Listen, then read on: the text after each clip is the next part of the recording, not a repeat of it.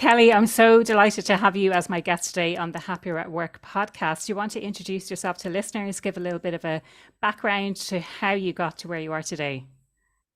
Yes, absolutely. First of all, thank you so much for having me today. I have so been looking forward to our chat. I'm Kelly Mackin. I'm author of the upcoming book, Work Life Well Lived, and co-founder of Motives Met. Motives Met is a work well-being platform that empowers people to create well-being in their work life and workplace. We dove deep into research to really answer the burning question, what creates true well-being at work? And what we found is contrary to popular belief, a lot of what you hear from different thought leaders and read on the internet. Essentially, we discovered we get it wrong. And so we wanted to take our insights to help get it right and really develop what we call a non-BS approach to well-being at work and develop actual tools to really help people, tangible things that they can do. So a big part of our platform is our research. It's our framework. And we call it a human needs framework because it's very much centered in people first. And I know this is something that you've talked about plenty on your podcast. So I think you'll enjoy that quite a bit. From our research, we uncovered that people have a few needs that rise to the top that really drive their well-being at work. So we developed an assessment tool that would help people really uncover what are those? What needs do I need met to live my best work life right now in this current season of my work life, because of course our needs change over time. And then we realized this is something that people aren't really talking about at work, and we need to talk about it. We need to have the psychological safety, as you know. So we built a first of its kind software to help people do just that. So we can get into all the good stuff, all the details around those things. But to share with you how I got to where I am today, to be lucky enough to finally have the well-being in my work life and actually be able to, have the privilege of now helping other people create it in their work life, I had to go through quite the journey of ill-being at work. I know I am not the only one who listens to your podcast who can relate to this. And it really started way back when I was just a kid.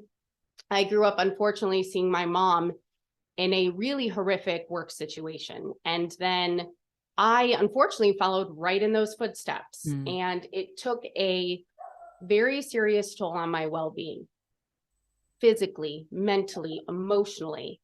And it really took kind of hitting rock bottom for me to wake up and get clarity and go, God, I deserve well-being at work. Everybody deserves well-being at work. Because at the time, I very much had the mindset, you have to earn the well-being, right? You have to work your way up and get to that place, and then maybe you can be happy and healthy. And again, this is something that, so many of us grew up thinking this is just the way it is, right? Just power through, be tough. You're not really supposed to be super happy at work. You're not supposed to get your needs met there. So it was quite a mindset shift. And it always seems so obvious on the other side, but I did need that wake-up call. And that realization really fueled my passion for well-being. And I changed my whole life at that point. I moved from Chicago to California to really pursue well-being, both personally and professionally. So I'm a human behavior researcher of human behavior. I love to dig deep into research of why we do what we do.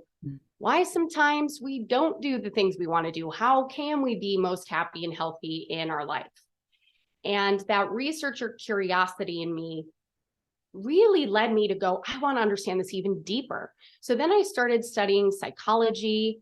I studied how our brain works. I became a certified cognitive coach, a cognitive behavioral therapy practitioner.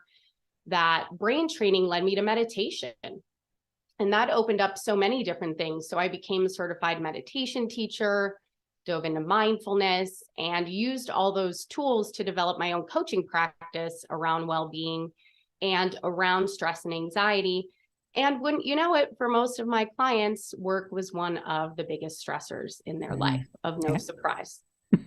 Doesn't surprise me at all. Yes, no surprise, right? That was a common theme for sure. That was a common trend. And it was around 2019, I believe, where my mom and I were really talking about the work world we dreamed of, the one that we believed could be possible. for the first time, work and well-being was being used in the same sentence, which up until that point was really something that was rare. So we felt like it was a very pivotal time where it was possible, but we didn't want to just talk about it. We said, let's take action. We want to take action and do something. And that's when her and I, along with a few others, really started Motives Med and went on our mission to go, how do we achieve what we call the attainable dream of a work life well lived? I love that. There's so much that I want to unpack in what you've said there. So I might pick up on a few things, go through them kind of one at a time. So as you know, you've listened to the podcast, and for people who have listened to the podcast quite a bit, this needs approach is something that I'm so into, and that's what I did all of my dissertation research on, our psychological needs. So I'm dying to talk about that. I loved this phrase that you use, the ill being at work, and how there, so many people are not well at work, and this fact that we feel like we have to put in the work and then I'll be happy. I'll be happy when I get the promotion. I'll be happy when I have less work to do, when I'm less busy. It's always sometime in the future, and it's perpetuating this sense of ill being at work. So I love that phrase that you had, that and this perception that we're not supposed to be happy at work. Work is supposed to suck, and I borrowed that phrase from Adam Grant. I think he says that all the time. He's like, I'm here to tell you that work doesn't have to suck, basically. And it's so true, because I think we grow up with this perception. And when I talk to people from older generations about what I do, they're kind of really surprised, saying, well, it wasn't like that back in my day. You kind of go into the office, you do whatever you have to do, and then you go home and that's it. But things have changed, and I think rightly so. I think there is opportunity. I love this idea then of the future world of work and what's actually possible, and maybe we'll end on that. But I think a really interesting place to start will be how to define. And I love how you're like, it's the no BS approach. I'd love to know what would you consider? And I was kind of like, oh, tell me who's saying all of this stuff that's incorrect. It's like, name names or don't name names, but I'd love to know what you consider to be BS, and then how you arrived at your own definition of what workplace well-being really is. Mm-hmm. When we started on our journey, we really started with the basic question of, well, what is it? Yeah. Right? What is work well-being? Because there really isn't a common definition or theme. And we discovered there is so much noise out there. For example, there are different thought leaders and CEOs who will go on TED Talks, and they will tell you it's all about purpose. Purpose is the golden ticket. If you want to keep your people happy, you need to create purpose. If you want to be happy in your work life, you need to have meaning. Otherwise, you're kind of tough out of luck. You're always going to settle. Another example, I was on a webinar last week with the head of people and culture from an organization, and her message was, it's all about belonging and inclusion. You want to retain your employees. If you want them to be happy, that's what you got to focus on. There's other assessment tools out there like Gallup Strength Finders that tells you it's all about strengths. Then there's books dedicated to work-life balance or remote working. There's the messages on Instagram of hustle hard, reach your goals. If you want to be happy at work, it's all about fulfilling your big ambitions. And that's not even including all the research. So if I may, I'd love to read a few facts and figures with you. Yeah, please do. Research has found, for example, that higher levels of autonomy leads to greater well-being and satisfaction at work. But research also says 60% of employees consider coworkers to be the biggest contributor to their well-being and happiness. 79% of people who quit their jobs say it's because of lack of appreciation at work. But a different research study says 63% of workers who quit says it's about their career growth not being possible at their company, and that's why they quit. There's a third of workers who say work-life balance is the most important to them, but then 71% of workers say fair treatment at work is of top importance. And those who do perceive their work as fair have about 30% higher retention rate. And I could go on and on. I mean, I could go on for pages of this research study and that research study. And it is exhausting. When I started on this journey, I was like, dang, I am exhausted here. And it's not that there isn't benefit to some of this information, but we need a way to organize, prioritize, and understand it in a way that really helps, because it's overwhelming and contradictory and conflicting. So when we started on the journey, kind of that's where we started going, okay, how are we going to cut through this clutter? Because then when we talked to people and said, hey, how do you define well-being? What do you think you need to be most happy at work? They were confused. They were guessing more than knowing. And our research, so they also didn't truly get it right of what they really needed to live their best work life. And we said, well, no wonder, because the way we define things in our lives often comes from, thought leaders, what we, see on Instagram, what we watch in a TED Talk. So if everybody in the world's confused, then of course, we personally don't have a super clear picture on what we need. So that was kind of that journey to get us into our research. Yeah, it's so interesting, this idea of how do you define well-being. And if I may, just some things sprung to my mind when you're asking this question of how do you define well-being, how I see it being defined. And when I worked in corporate, how it was being defined, it's things like having fruit delivered to the office or having someone come in to deliver a yoga class. It tend to focus very much on the physical from what I could see. And in our corporate situation in the company that I worked in, we had a well-being week, and I see other people kind of doing well-being initiatives throughout the year, or having a program, maybe once a week throughout the year, or once a month throughout the year, or maybe a well-being month. So various different things like this. But it's a really valuable question, and maybe one for listeners to just pause and take stock and ask themselves, what does well-being at work actually mean for them?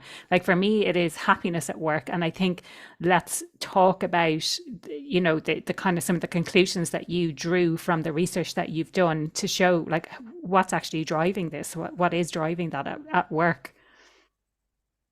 Yes, I love that you brought up the point around the physical aspect of well-being and kind of the shiny objects. It's something we talk with leaders a lot about. We call them kind of the Band-Aid approaches to well. Oh, yeah. So, yeah. With the stress, dealing with the burnout. And, at the end of the day, what we found is you can do all those things. And it's not to say they might not be appreciated, because they might. But if people's deeper needs aren't met, and we call them motives, it just doesn't matter. It doesn't make up for it. And we often find too that they're not even talking to their people to really figure out what shiny perks or even physical wellness programs truly are interesting to them. They're just kind of like, oh, I read an article that says this is a good idea, so let's do that. And they're just not having those conversations where we're saying, hey, you got to talk to your people. And it seems so simple, but so many people aren't doing it. Oh, Kelly, you're so speaking my language now, and to kind of slightly veer off topic for a second, when people ask me about remote working and hybrid and what to do about the return to the office, they're looking for a solution, and they're looking for what's the company down the road doing. And my number one answer is always talk to your people, ask them what they want, ask them what they need. How is the work going to get done? And can you do it asynchronously? Can you do it when people are working at different times? And can you do it when people are working in different locations? Or do you need to bring people together? And how do you do that? I was going to say in the fairest possible way, but it's not even about being fair. It's about making sure that people are well, and they're not coming into the office just for the sake of it. But that everything's still kept on track, and that they're able to get their work done without feeling really, really frustrated. So I'd love to kind of understand a little bit more about, what the motives are, or is it a case, as I understand it, is it might be different for different people, but there might be basic different needs. And what you said about autonomy earlier really resonated, because it's, from the research I've done, it's not a case of just giving people a whole load of autonomy. You need to find the balance. So when I talk about needs, it's about that balance of needs. If you take the example of autonomy, and when you are early in your career, you need less autonomy than as you progress your career. So as you progress your career, you need more and more autonomy, or you can have more and more autonomy. So that's kind of one aspect of it. But another aspect is that different people have different levels or needs for autonomy. So if you give someone too much autonomy, they might feel a little bit directionless. They need a little bit more guidance as to what they need to do. And if you have too little autonomy, and I presume at this stage, most people have had the misfortune of being working under a micromanager. So, you get this sense that you don't really have a sense of choice and control over what you're doing or how you're doing it, whether that's being mandated back to the office, or here's how you should carry out your work, without leaving you to kind of decide for yourself what the best approach is. Yes, I love what you're saying, because it is based on the person. And actually, two needs are autonomy and clear expectations. Mm-hmm. And we find that there can be tension between those things. And I'll talk a little bit more about that. But to back up to your kind of original question of kind of how do we define well-being, from our research, we found that well-being at work is when people's most important psychological, emotional, and social needs, what we call motives, are met. Our data found that there are 28 primary human needs, 28 motives that make up well-being at work, and that these 28 needs fall into 10 larger buckets, if you will. We call them motive domains. For example, in the freedom bucket, there is the need for autonomy, there is a need for flexibility, and the need for free expression.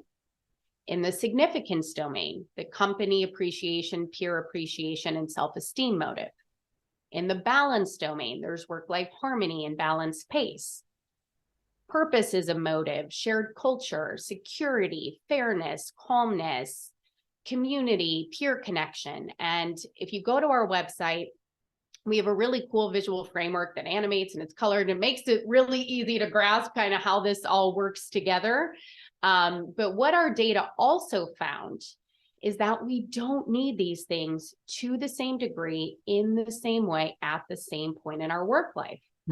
We all have a few core needs that are present in this season.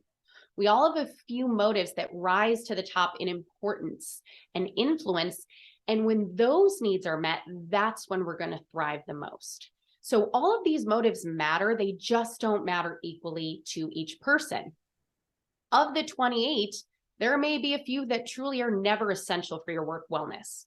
There may be some that are kind of secondary right now, and in the future, in 10 years, they may become a well-being driver for you. But the point is, it's going to vary person to person. So we can't, again, take this one size fits all approach. And really, what our framework is it's the epitome of people first, because people first equals needs first. And we say job satisfaction equals need satisfaction. And that's what our research showed. That time and time again, people who have their top motives met are more likely to be happy at work, connected, engaged.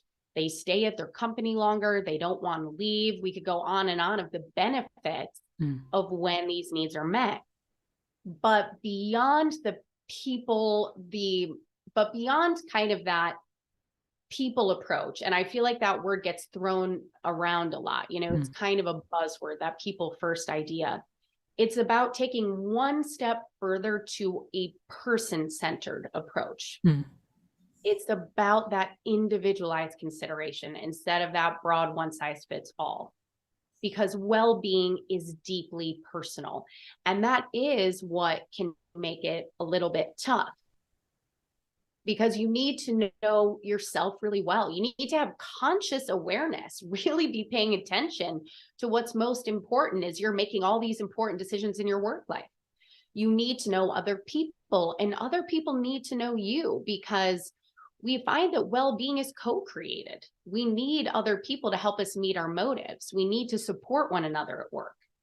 And if you're a leader, you really have to know your people. But the problem is, we're finding this stuff doesn't happen. We all have blind spots. We're not paying attention to certain needs. We're all so busy. We're just getting through the day. We don't even stop to think about what we want and we need. We don't have these conversations with our work peers to really know, how are we different? Why does maybe something matter to you? Why maybe am I clashing with you because I'm very autonomy driven as a manager. And this is something we uncovered in a workshop. I'm very autonomy driven, but you're very clear expectations driven. Mm. And so I'm just not even thinking about that because it's so not something I need. Yeah. So it's so important that those conversations are happening, and they're just not. And that's why we did go, okay, now how do we develop tools to overcome these obstacles? Mm. Let's develop an assessment that helps people become consciously aware of their needs. Let's help facilitate software so that meaningful conversations that matter happen. And let's embrace motive diversity. And that's a big part of our framework, because we find that when it comes to motives, we can be judgy, that we can misunderstand them at times. And I will wholeheartedly admit this about myself. If I think back in my career, I can think of times where I judged people a little bit based on their need, or I kind of wish that they had the same thing I did, or I just kind of thought I was right. And this is what you should care about at work, right? And that is really can breed disconnection, because certain motives can be put on this pedestal, they can be glamorized, they can be a buzzword. Like and autonomy. Then other motives, yeah. And then certain motives like fun or challenge or free expression, they can kind of be overlooked or be thought as frivolous, or just, again, they're just not in the consideration set.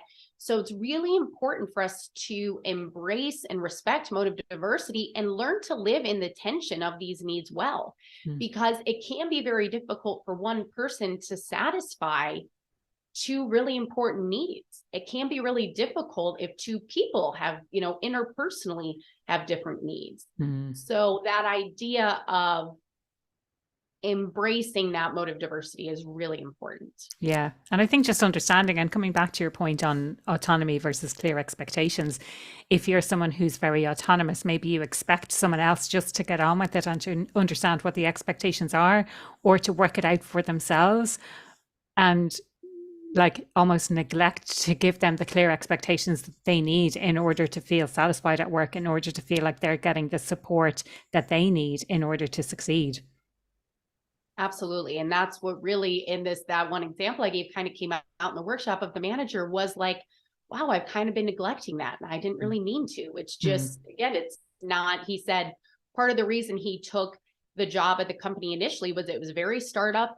He didn't really have many expectations. He got to pave the way. Yeah. And now all of a sudden he has a team of 7 people or 8 people, I think it was.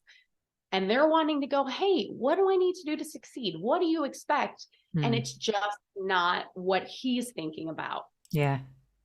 Yeah. So it's really important that those conversations, again, are being had at work. But it's really, yeah, it's really great that it's a tool that facilitates those conversations, because that's something, and it's worth bringing this to people's awareness. Like when I talk about values at work and when I talk about need satisfaction at work, I always say, like, if you had asked me 5 years ago, what are your core values? I wouldn't have known what the company's core values were, but I had no idea what my own were, on a conscious level, and how that applies in the workplace. But equally, had you asked me, what are your needs at work?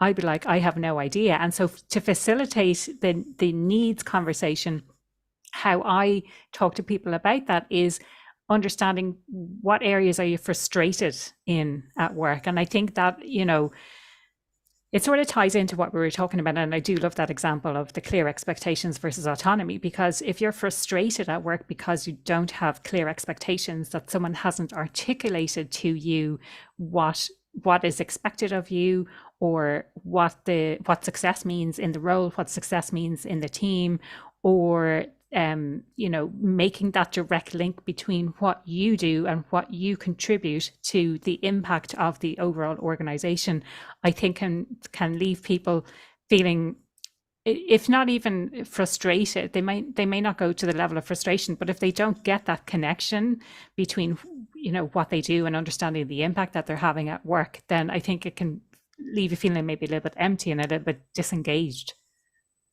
Absolutely. I love that you brought up the emotional component, because that's a big part of motives, that really behind all the needs that we really desire at work, what that is based on is how we want to feel. And when motives aren't met, we're left with an emotional experience that we don't want, whether that's stress or fear or boredom. So when we talk about having emotional intelligence at work, a huge part of it is understanding the emotional drivers behind our needs. I also love that you brought up like, hey, I wouldn't have really known what my needs are. Mm.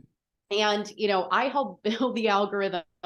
I did the research, and I only had a confident guess of what 2 of my 5 motives would be. So when you take our well-being assessment, out of the 28, you come out with, these are my 5 core needs. And then you get a report that helps you think through, how do I strengthen these? How well met are they? Here's different ideas for you. Let's put together a well-being plan of action.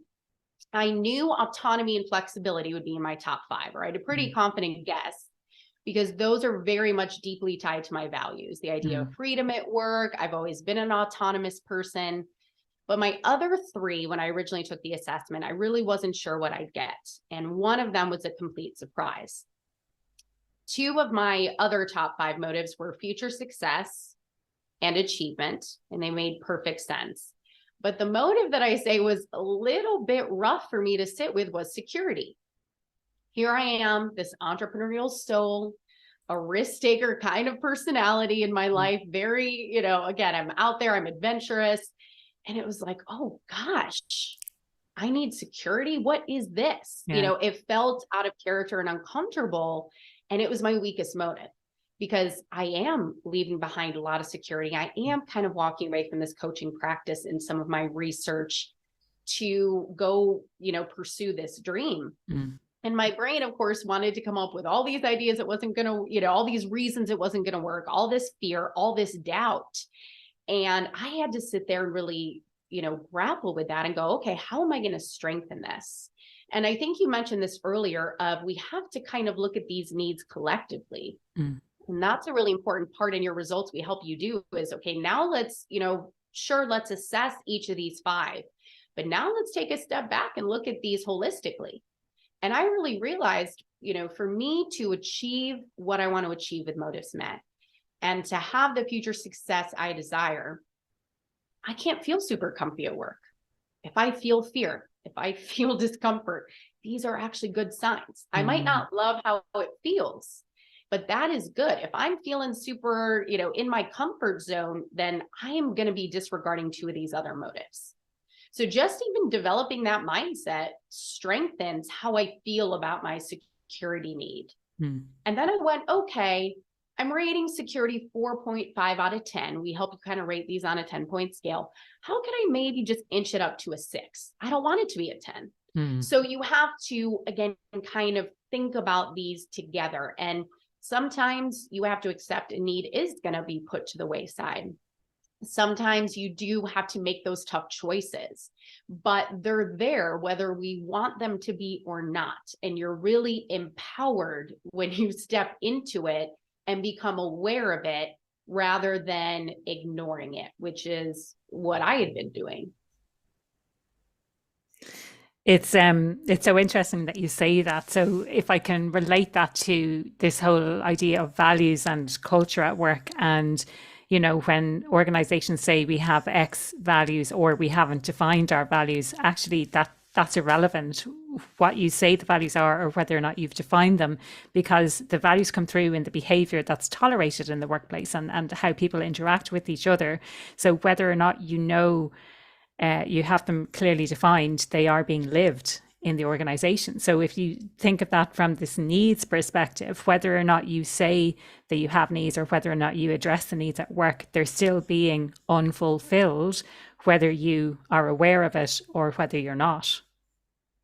Absolutely. We say you need those well-being analytics to really gain knowledge and not be guessing of what's working and what's not in your workplace. It is a tough job for leaders because you have to care about these needs at the individual level. You have to care about them at the team level. And then at that broader cultural level and go, are we creating the conditions for these needs to thrive? And really go, okay, looking at my team, which needs rise to the top and why?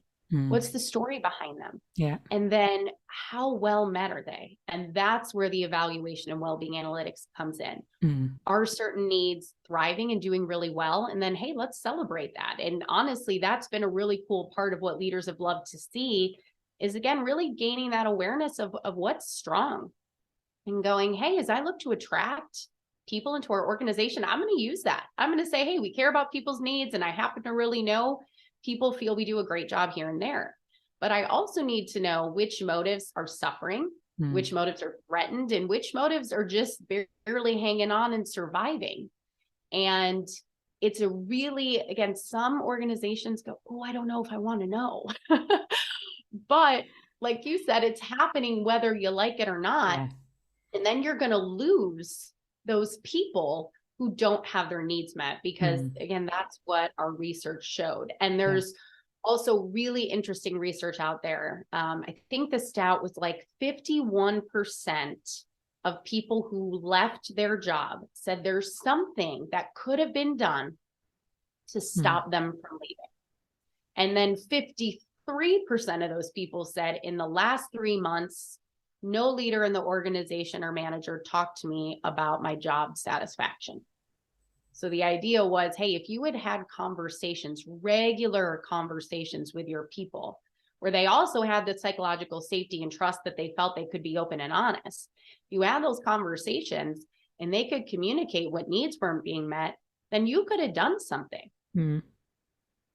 Yeah, I still have so many questions, so many things that I'd love to chat to you about. So we kind of talked about the individual and how then that applies at the team or organizational cultural level. How does that translate? Or, if you're looking at needs at an individual level, how do you translate that then into kind of multiple people, into a team, or into the organizational structure itself? That's a great question. You really have to create a well-being plan of action at each of those levels. So you need individual person to person to have goals and strategies and an action plan for your personal well-being, each person on my team. But then I need to have our team together to be talking about it and looking at trends. Oh, at a team level, these 3 needs are really in common. So let's talk about this as a team and strategize as a team. And then at the company level, it's really important to do what we call a well-being audit and really get a sense from people of when and when have we not, strengthened these motives, and what, we call it a to-do list and a to-don't list as it relates to these needs. And we also call it builders and blockers. What builds these up and what really seems to block them. So you do, looking at a well-being plan of action or a well-being strategy, when companies go, hey, we know we need one of those, you have to approach it on each of those levels if you really want to be successful. Yeah, love that. The other question I had around that, again, is kind of putting monetary value on it, I suppose. So if someone wanted to do something like this, how do you convince is the wrong word, but how do you sell it into them? So, if someone is listening today and they're thinking, God, we could really use something like that, can you put something to say, you mentioned about the statistic that said 51% of people who left their job said that something could have been done. And I'm certainly one of those people. In at least 2 cases where I left my job, something could have been done about it, but wasn't. And certainly no leader came to speak to me about my satisfaction at work, nor my well-being or anything like that. Can we put some sort of a monetary value? Because, some of the statistics I've seen in research say that when someone leaves an organization, it can cost anywhere between 30% and 200% of that person's salary in order to replace them. So that's a huge cost. If someone leaves an organization, it really is a huge cost to that organization. So it's in people's interest to retain the staff that they have. Yes. And I think on one of your podcasts, I remember you were talking about this in detail, because there is such a cost to losing people just at the financial level, but then there's the whole morale of the team. You know, you lose someone that the team hires, people are left picking up the slack. You potentially lose clients and customers who really liked working with that person. There's a whole domino effect. We call it the flamingo effect. You know, when a flamingo raises its leg and then all of the other flamingos around it raise their legs as well for no apparent reason. I love that. I love that analogy. That's amazing. That's exactly it. I mean, that is exactly it. And our research again showed that people were less likely to be looking for a new job if their needs were met. They were less likely to leave. They had worked at their company longer, and they cared about their company's well-being. They felt that, hey, yeah, my company cares about my needs, but I then care about my company. I care about their strategic objectives. I'm engaged. I want to help them do better. So it's a, two-way street relationship here. And when you think about what that small investment is compared to that big financial and emotional loss from losing people, it's really kind of a no-brainer. Yeah.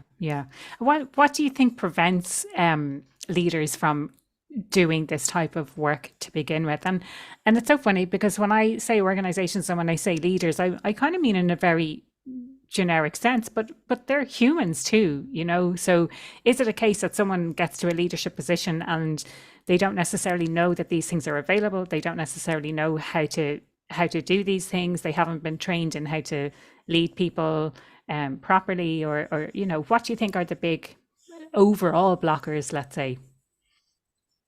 One of the big ones we've seen is that this is not something that people are coached to do. They become a manager or a leader because they're really, good at whatever skills, they need in their job, because they've reached certain goals, but not because they really know how to manage people, not because they know how to lead people, not because they know how to care for well-being or have the conversations needed to have these needs be well met at work. And I can relate to that when I first kind of became what felt like a real manager to a team of 5. And I remember I would take them off site, somewhere fun for lunch. I'd get them out of the office about 2 months in. And I tried to have a conversation about, what do you need to be happy? Why did you want to take this job? Here's what I need from you. But my God, it would have been so much easier if I had had a way to do this that just streamlined it, that helped me. And I do think it is something that hasn't been really available till now. There are more things coming out, and Motives Med is one of them.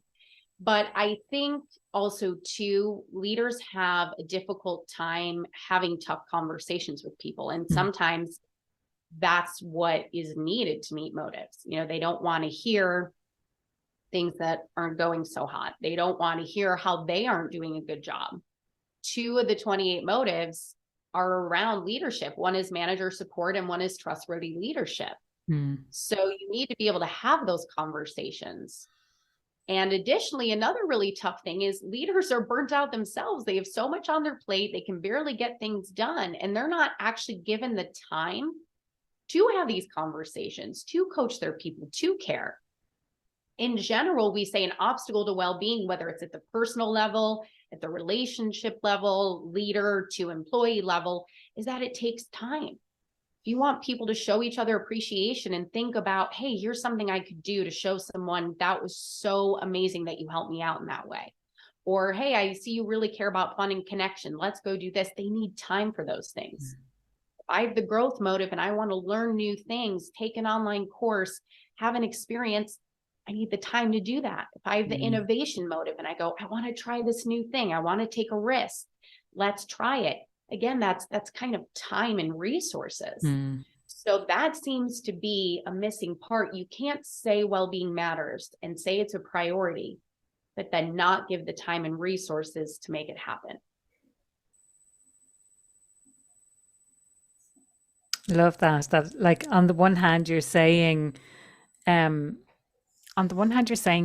well-being is the priority, but actually you know, we could probably go off on a whole other tangent about priorities and time management, because I think from all of the conversations I have, people are, it's not just that they're stressed. I think that the more work you do, the more that comes up. Your work is never ending, no matter what you're doing. I think this perception is that you work and you'll never get to the end of your to-do list because more things keep getting added on to your to-do list, and maybe it shortens a little bit, but then it gets longer again. And there's always going to be something to do, no matter what it is that you're doing. And running your own business, I'm sure you can relate to this as well as back in the corporate days. There's always going to be more stuff to do. So I'm learning more and more about this, and it's about saying no to certain things. But obviously in the corporate world, you can't necessarily say no. But I think then it becomes the role of the leader to ruthlessly prioritize and to back their teams and say, the team has too much on at the moment. We can't take on any additional client work, whether that is we need additional resources in the team, or this is a short-term project and we just need people to work additional hours for a week or a couple of weeks or whatever it might be. Any thoughts around that, this idea of prioritizing and actually making time for well-being? A great point.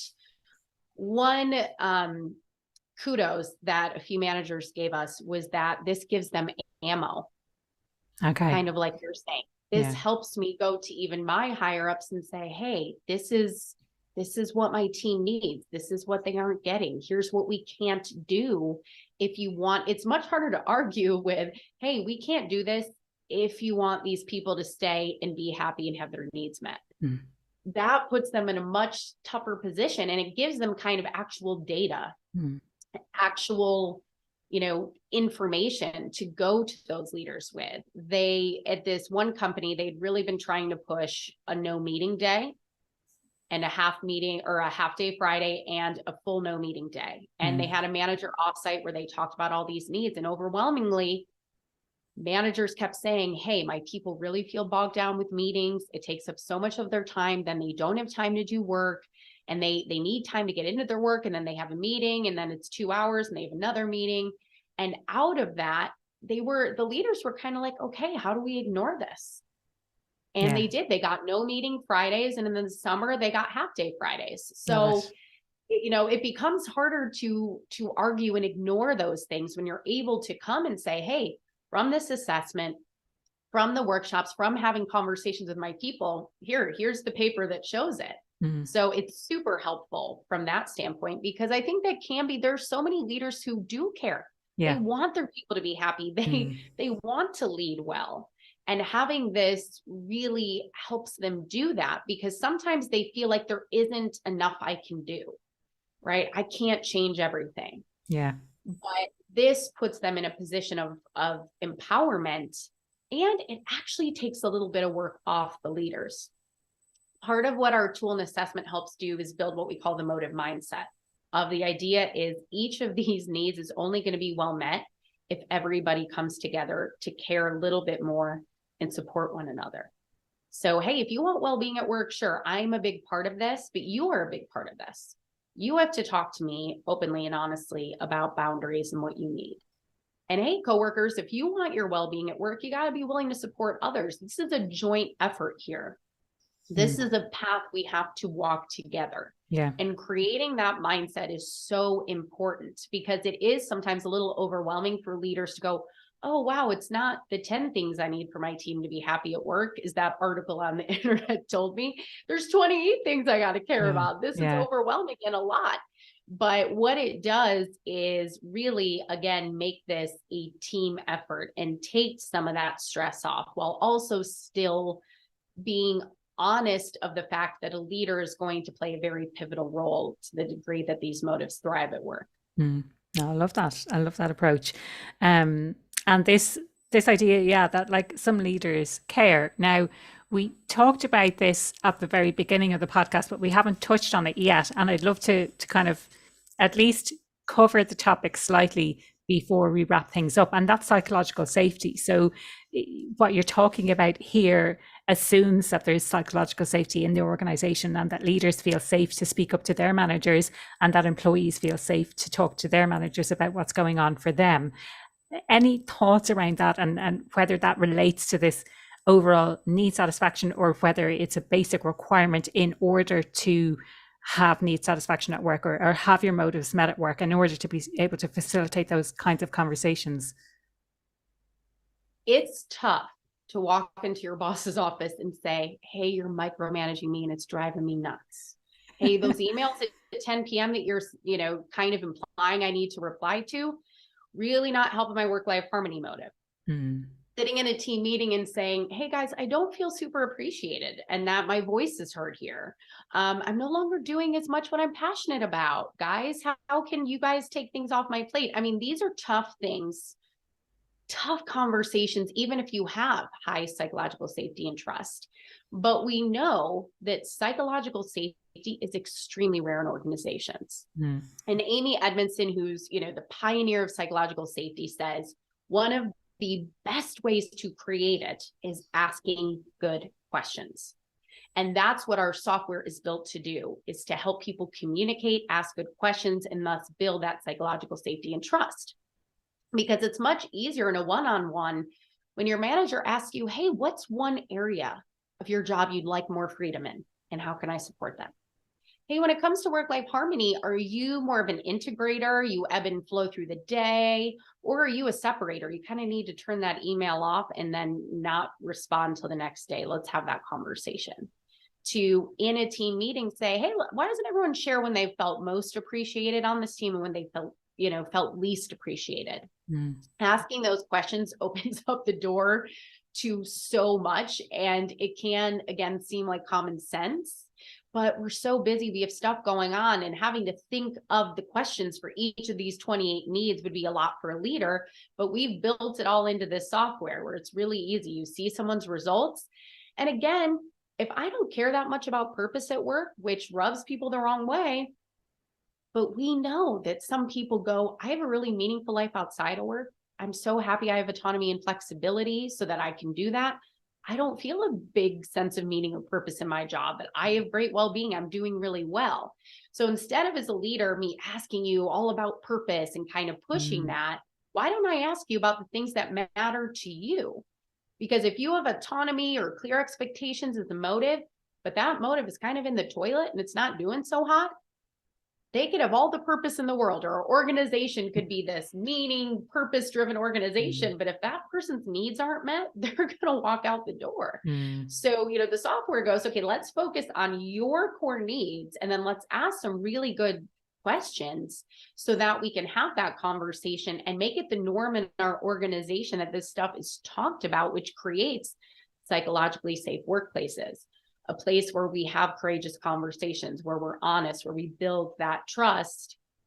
And also a great way to create psychological safety is through sharing personal stories. And so it isn't just knowing the motives that are important to someone, it's knowing their whole story behind them. Why? Why is that? Again, a motive can be tied to values. A motive can rise to the top because it's threatened. A motive can be a deal breaker motive, or it can be like, hey, in my last job, I really wasn't treated fairly. This and this and this happened. And so that's become really important to me. I mean, if I work with somebody, that's really important for me to know, is the story behind it. And when we share those stories, it does create more of that trust, that compassion, that human to human connection that is often so missing at work. Yeah. Absolutely love that. Love everything that you've said. The question I ask everyone who comes on the podcast, Kelly, what does being happier at work mean to you? To me, of no surprise, being happier at work means having my motives met. And I shared what my motives were when I first took the assessment, when we launched our tool. But again, your needs will change throughout the course of your work life. So I actually took the assessment. I take it every year, and I took it in December. And I still had autonomy and flexibility as motives. Those are really core to who I am. And future success, if I feel, which I do, that I'm on the path to reaching my dreams for motives met and helping people and my goals, that is happiness at work to me. But then I had two new motives: prestige and trustworthy leadership. As I've grown motives met, it's so important to me that I'm proud of what we're doing, that I'm creating what I believe is a prestigious company that really I can just feel so proud of, and that other people admire the work we're doing. And I have a bigger role to play now as a leader in my life than I've ever had before. And I want to really help organizations create better leadership through using our tool. So when those 5 motives are met, I am really happy at work. And again, I'm lucky to say that they are in a really healthy place. Brilliant. Love that. And if people want to find out more about your tool, if they want to connect with you, what's the best way they can do that? Our website is motivesmet.com. So again, you can see our framework there, and we have all sorts of great information, but I am most active on LinkedIn. So you can find me on LinkedIn, Kelly Mackin, and my email is kelly.mackin@motivesmet.com. Brilliant. That's great. Thank you so much for your time today. I so enjoyed that conversation. And I think, dare I say, from both sides, we probably could have continued for another couple of hours. And I look forward to connecting with you again. So thank you so much, Kelly. Appreciate that. Thank you so much. I agree. I think we could have chatted for hours today, but this was really lovely. I appreciate it.